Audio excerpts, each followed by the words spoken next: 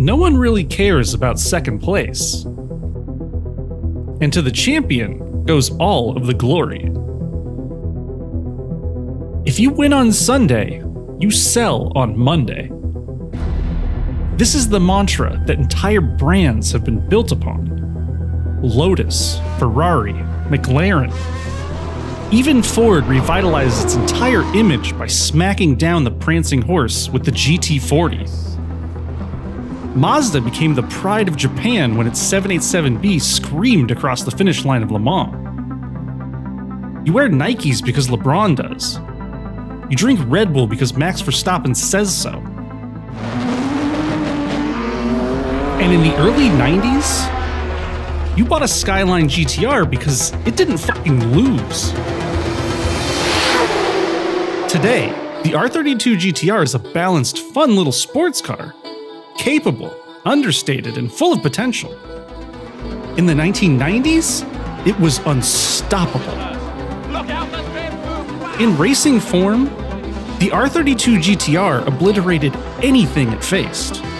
Its performance was so dominating, so monolithic, that it sent everyone back to the drawing board. It changed the rules.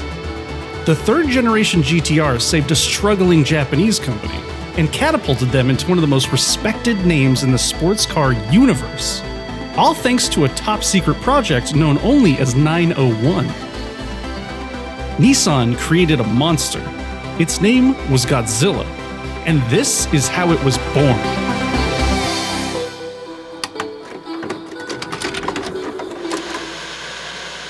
Look, I'm not going to start at the beginning. You've already heard that story. There was a war crime, there was a merger, then came the Skylines, then there were GTRs, and then there wasn't anything for a while.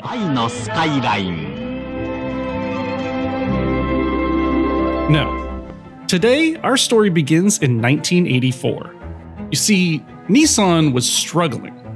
They were floundering. They couldn't sell cars and they couldn't win races. The Nissan Z had become bloated and boring. The Skyline hadn't been worthy of the GT-R badge in a decade. All new Nissan Skyline, purely for the pleasure of driving. The gas crisis of the 70s had changed Nissan, and not for the better. Enter Yutaka Kume, taking over as president of Nissan Motors in 1985. Kume takes the company by storm. You see, Nissan was buried in bureaucracy. Kume directs his people to remember the customers, to stop making boxy, boring cars. And he plans to lead with what is known as a spirit of hunger. Most companies in dire situations go the easy route. They start cutting costs, they build more mass appeal cars, Porsche. And usually they get out of costly enterprises like racing. But Kume wanted Nissan to double down. He knew that for Nissan to be truly successful, they needed to raise their reputation on the world stage. And there is no better way to do that than to win. Kume and Nissan form a company-wide initiative known as the 901 movement. Its goal is to create the #1 best-performing cars in the world by 1990. This is the moment that changes Nissan's history forever. I know, the Skyline is terrific. You see, in 1984, Nissan's performance division, Nismo, was born. And so was I. It was a pretty good year. Yasuharu Namba is given the task of leading Nissan's new performance division. He had been driving and testing Nissan race cars since 1958, and under his guidance, Nismo entered touring car racing in 1985 with a serious intent to win. Their target was the All Japan Touring Car Championship. Despite its name, it was actually a global competition that took place in Japan. So Ford, BMW, Ferrari, Porsche all came to compete with Japan's best. And for a long time, Nissan was Japan's best. Nissan dominated the series with the C10 GT-R back in the 60s, and in the 70s, they fought hard against Porsche, BMW, and Ferrari in Group 5, championing the insane super silhouette Skyline. And then, in 1985, the series was reborn with Group A.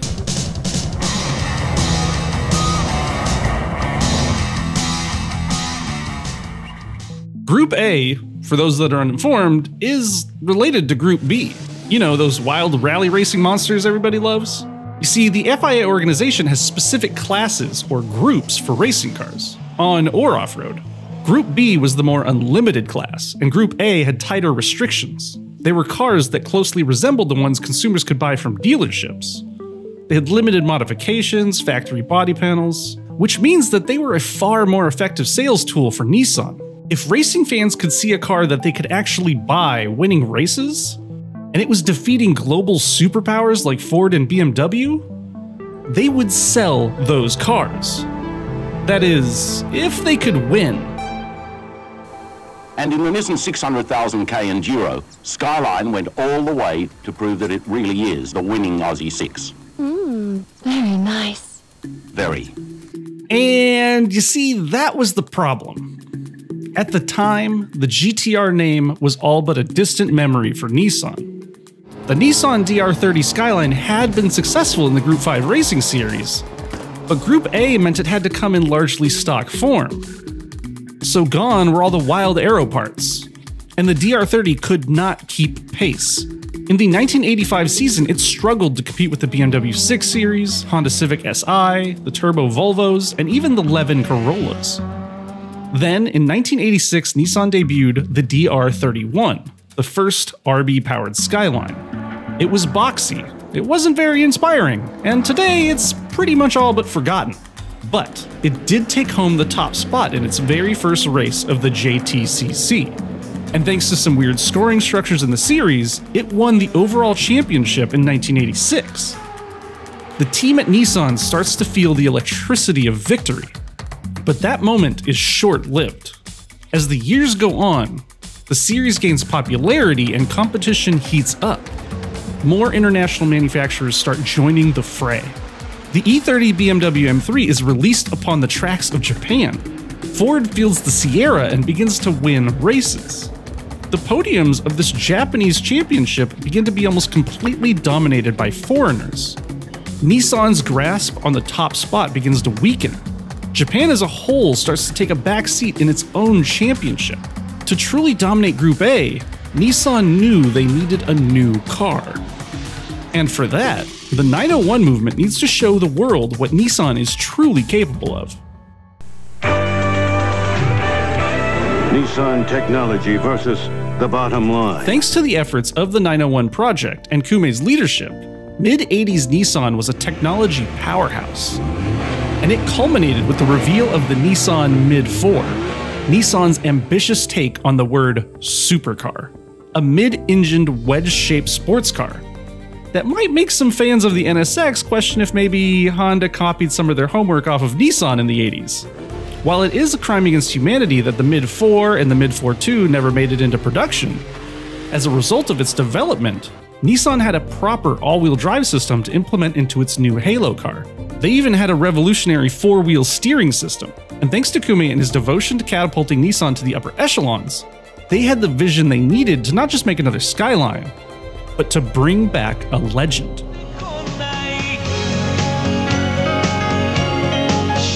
I love you, Skyline. All of the pieces were in place. Kume and Nissan had decided that now was the time to revive the sacred GT-R badge. It had been 15 years since the silver and red letters had graced a Skyline, and with Group A as the target for the next generation Skyline from the outset, Nissan knew exactly what they needed to build. They developed the RB platform into a 2.6-liter inline 6. It was a monster of a power plant, spinning 2 turbos and outputting around 320 horsepower from the factory, and soaring to more like 600 or 800 horsepower on the racetrack. And thanks to the Group A class rules, they knew that the 2.6-liter engine was the biggest engine they could fit into their class. And weight was always in mind from the outset. Nowhere was that more apparent than in the interior. It was Spartan, it was simple. It's well designed, but sitting on those cloth seats and holding that pedestrian steering wheel, you'd never think this was a Halo car.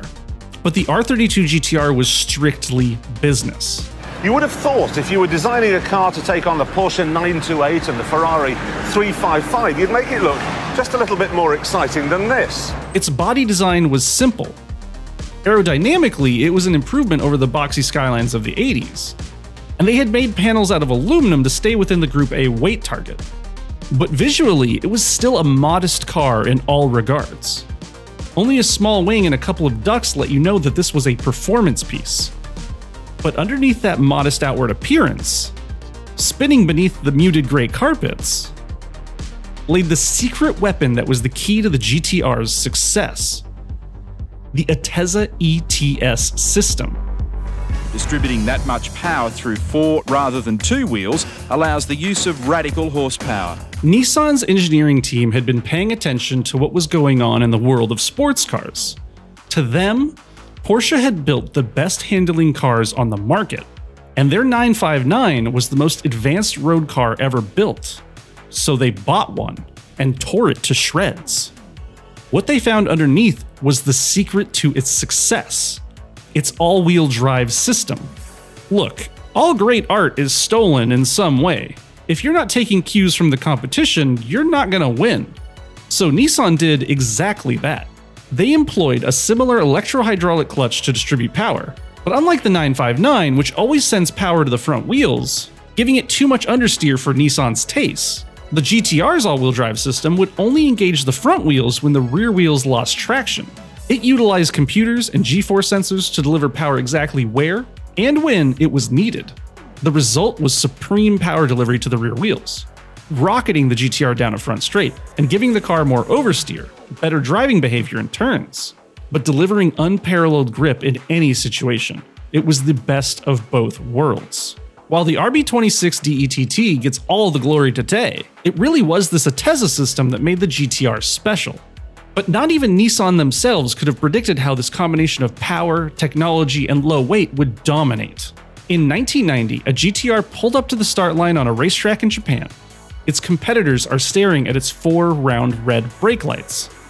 And for years, that's all they ever see of it. The GT-R is the most sophisticated weapon yet seen in Group A touring car racing.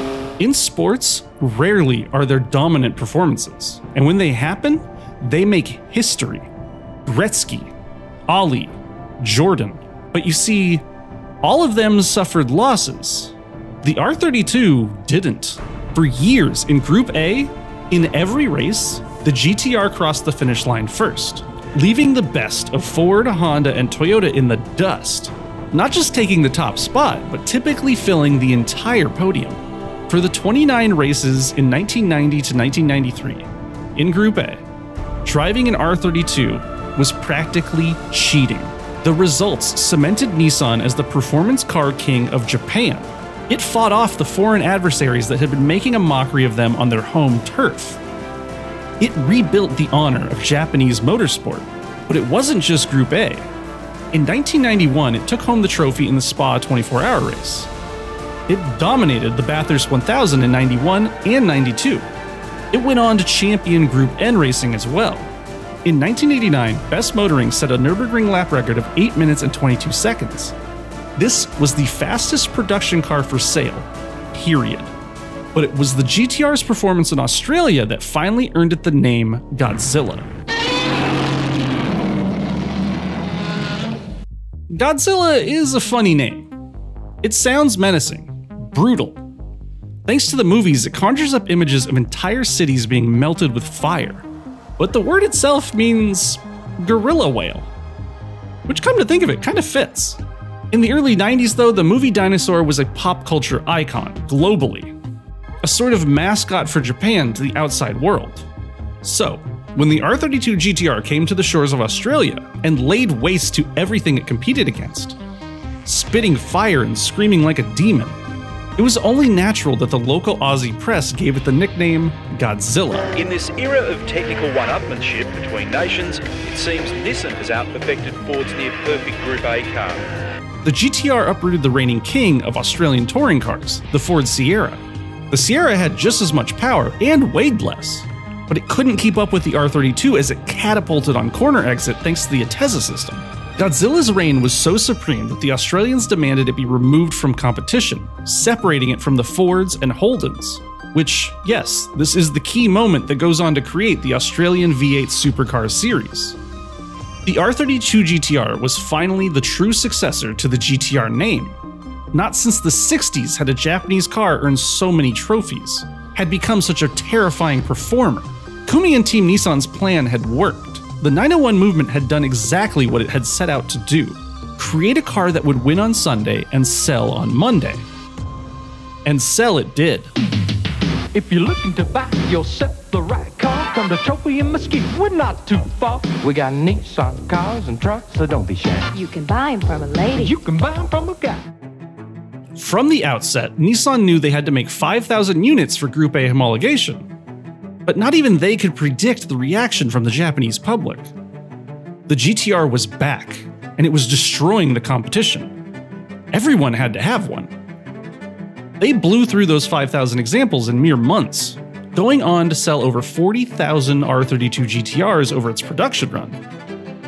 Nissan's name had been revitalized. They were now the household name for fast cars from Japan.